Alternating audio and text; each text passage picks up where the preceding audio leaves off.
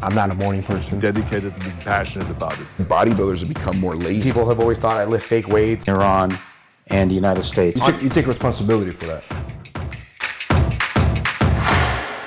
How did you get into the bodybuilding industry? And I know you had a very rough upbringing, right? You were adopted, I believe, you and your brother.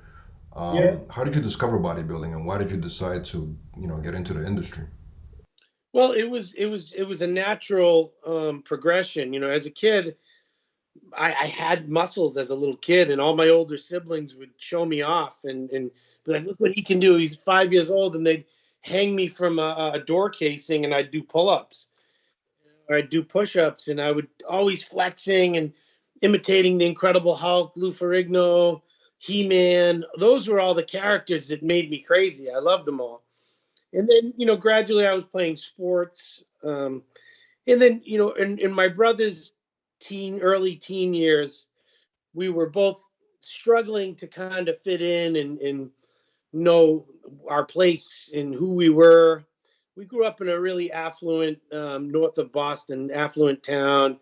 We were the only Puerto Ricans in the entire town. So in summer, we'd both have dark skin and kinky curly hair. And it was, we didn't fit in with all the Irish and Italians there, And so we getting in fights and whatnot. Our social worker bought us a weight set, and my brother ended up slowly building a gym in our basement. And so as soon as he started, I started. So I started like 7 years old, and it just progressed from there. Then I wanted to get bigger. I started training at the high school gym and the local gym. And then by 14, I was the biggest kid in the school, as a freshman, sophomore. And it was quite evident what my body type was. So once I got out of college, my brother, or I wasn't even out of college, I was 18. I just graduated high school. My brother convinced me to do a show with him. And it was the New England's, which is now the Jay Cutler Classic in Boston. And I won the overall teen division. And yeah, and it was big back then. Back then, we'd have like 15 teenagers competing, so it was a big deal. And there was easily 1,000 fans, and it was just the greatest feeling on earth to me because finally there was no, I played football, baseball, all sports where you relied on other players. You relied on the quarterback or the defense. There was nobody. It was just me on stage with other guys, and I knew what I was meant to do, and at that point, I didn't really understand the full aspect of dieting and cardio and fat loss. I was just a jack teenager, and it came natural to me. So I fell in love with it. I fell in love with the process and the feeling I got from being on stage and having an auditorium full of people cheering for me.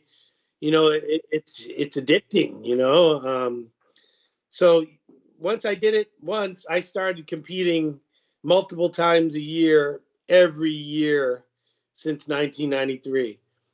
And, honestly, there's only been, 3 years since 1993 that I haven't competed. Yeah. So it was crazy. At what point did you realize you need a coach, like a guru or whatever? You know what I'm saying? Did you start working with one at an early age or later on? No, so my brother was really smart with nutrition. He went to Springfield College. He studied nutrition. Then when I went to college, I studied the same stuff. So I had a great handle on what I was doing, particularly into my pro career. By the time I was a pro, I had already won 8 national titles as an amateur. And I knew what I was doing. But what I didn't know was the supplementation side of it too well. And it used to be 202, the division. And I was right there. And I think that was my best physique, right around 202. And then they changed it to 212, giving it 10 more pounds. Well, when you're my height, putting on another 10 pounds is not only difficult, but it's not even ideal. But maybe putting on 5, 6, 7 pounds. So at that point, I was already 34 years old. No, 37 years old. And I figured, Tiger Woods has a coach. Michael Jordan had a coach. Who am I to think that should be able to do this without a coach? So I had known Chris Aceto for many years, and he was a fan of mine. I was a fan of his, and he'd always had really nice things to say about me. So I asked him. I was on a flight with him, and I asked him, and he's like, "Well, finish this show and see how it goes, and maybe we'll talk." So I did the New York Pro in 2012, and I ended up placing third behind Kevin English and Samuel Haddad.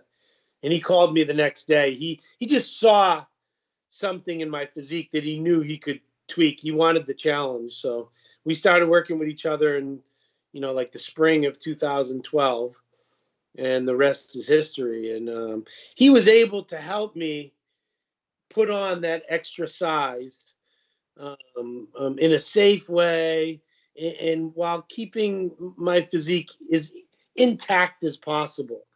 Because when you're that short, it's only a matter of a few pounds that really blows things out of proportion. So Chris was awesome, and I always liked his background, and he's not known to be an extremist in any way. He was always looking out for my best interests. So I had a great run with Chris. We won 7 or 8 shows together.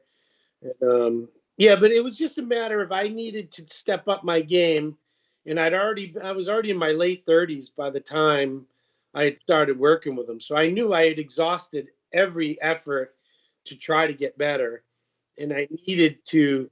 Some of the other guys that I was neck and neck with were like 3 or 4 inches taller than me, like Eduardo Correa, Flex Lewis. So the progression from 202 to 212 was welcoming for them. They loved it. Putting on 10 pounds was nothing for them. For me, being that much shorter, I'm like, oh, that's going to be difficult, and try to keep a nice aesthetically pleasing physique. I could have put the weight on, but I would look like a block. So I needed a coach to help me figure that out and how to do it the best, safest way possible. That makes sense. So a lot of the people that watch, they're gonna watch this interview are younger guys that want to get into the industry, right? Yeah. So what do you think they should be looking for in a coach when they want to get a coach? If they want to take bodybuilding seriously, if they want to get a pro card eventually, and they want to make this into their career, what recommendations? Because I know you coach people too, right? You have clients. Yeah. So what do you think they should be asking their coach? What's the right approach to getting one? I would go with a coach that sticks to basics. If anyone coach tries to reinvent the wheel, speak in too many technical terms, use all these social media terms like refeeds and reverse diet and all this stuff, then stay away from that. Those are red flags that they're more marketing themselves than they are trying to help you. I would stick with a coach that is with the basics, that emphasizes your training more than anything. Your lifestyle, your training, your sleeping, not missing meals, and doing all the things that it really takes to get there. Listen, anyone can take drugs, but that's not the core, and that's not what a lot of people want to hear. That drugs is everything. No, drugs definitely play a role in every sport, but if you don't have the foundation down, which is training, proper training, the scheduling of your training, and getting proper rest and nutrition, then all the drugs in the world aren't going to work. They're not going to make you Mr. Olympia. So I would find a coach that is not going to sugarcoat things, and be real, and not try to just appease people. Nowadays, a video that talks about drugs is going to get more hits. So that's what people are doing. They're clickbaiting people. I don't clickbait. I'm going to tell you the truth of what I know through my experience. I never would have had the success that I had if it was not for my consistent training and the lifestyle approach that I took, from a young age all the way up into my 40s. I won 8 national titles, again, without a single drug. I didn't know what any of it was. And it took me having to hire a coach to really understand what the drugs were and what they did, and the reality of it, because the natural thought process is more is better, and that's couldn't be further from the truth. There's a certain chemistry that all these things play, and more is not better. It has to work synergistically and work with your body and work within the confines of what you want to achieve. Um, so that'd be my biggest advice is stay away from the people that are marketing gurus and stick to the people who have real success and real results, and put a primary focus on the training and nutrition.